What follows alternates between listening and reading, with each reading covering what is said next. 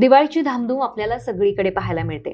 घराघरांमधून दिवाळीच्या चकली, चिवडा, लाडू अशा पदार्थांचा सुवास यायला लागतो.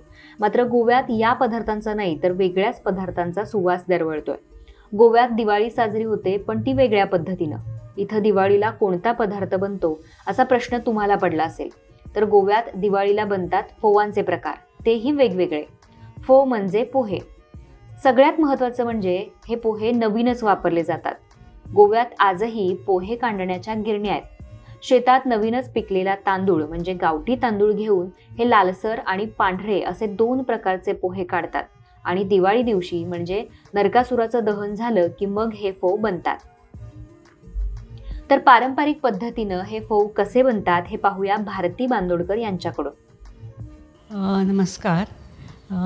आत्ता दिवाळी आहे उद्या, तर त्यानिमित्तानं गोव्यात जे वेगवेगळे पोह्याचे प्रकार करतात त्याच्या रेसिपी आपण इथे आज बनवणार आहोत. हे जे पोहे आहेत हे याला गावठी पोहे म्हणतात आणि हे आत्ता जे नवीन तांदूळ काढून त्याचे घरी केलेले पोहे आहेत, असे कुटून केलेले पोहे आहेत. मार्केटमध्ये मिळतात ते पांढरे असतात, पण हे घरी करून त्याची चव वेगळी असते. आत्ता जी रेसिपी करणार आहोत त्याची माहिती मी तुम्हाला देते. हा बटाटा आणि चणे घालून पोहे करणार आहे.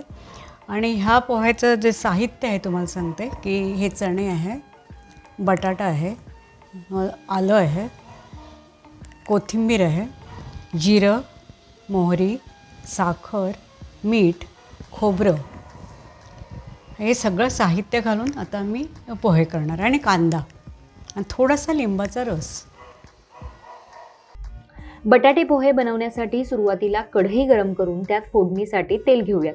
त्यामध्ये जिरे, मोहरी, हिंग, कांदा आणि कढीपत्ता घालून घेऊयात. तसंच छानसं परतून घेऊयात.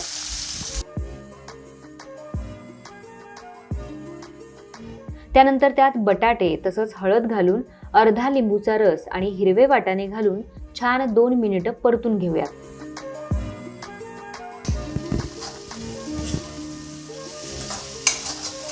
दोन मिनिटं झाली की भिजवलेले पोहे घालून पुन्हा परतून घेऊ आणि त्यामध्ये ओलं खोवलेलं खोबरं घालून घेऊ आणि 2 मिनिटं झाकण लावून ठेवू. तर अशा पद्धतीनं पोह्याचा हा एक प्रकार तयार. याला बटाट फोव म्हणतात. आता दुसरी पद्धत म्हणजे भिजवलेले पोहे घ्यायचे आहेत. त्यामध्ये खिसलेला गूळ आणि खोवलेलं ओलं खोबरं समप्रमाणात एकत्र करून घ्यायचंय. त्यानंतर चवीनुसार मीठ घालायचंय. या मिश्रणाला गोड फोव म्हणतात.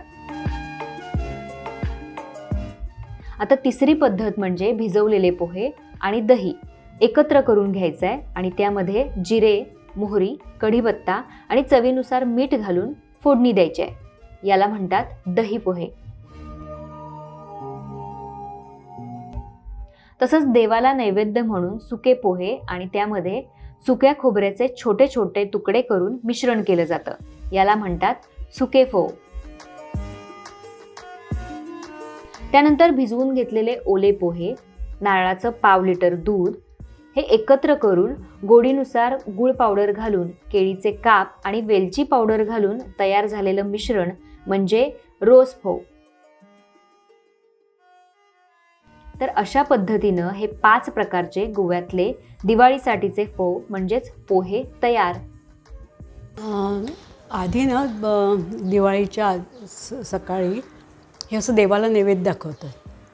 त्यात फक्त खोबरं आणि हे पोहे आहेत, आणखी काही नाही.